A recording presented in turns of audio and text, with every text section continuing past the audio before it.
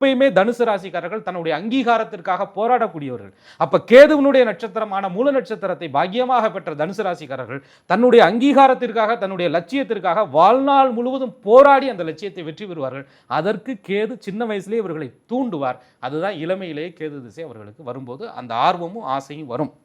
அதே நேரத்தில் அந்த கேது பகவான் செவ்வாயினுடைய தொடர்பு, சூரிய பகவானுடைய தொடர்பு, பாவ கிரகங்களுடைய தொடர்பு இருக்கும்போது சின்ன வயசுலேயே குடும்பத்தை இழப்பது, பிரிவது, அப்பா பாசம் கிடைக்காம போயிடுறது, அம்மா பாசம் கிடைக்காம போயிடுறது, சொந்த பந்தத்தை விட்டு தனிமைப்படுத்தப்படுறது, நம்பிக்கை துரோகங்களுக்கு குடும்பமே ஆளாகிறது.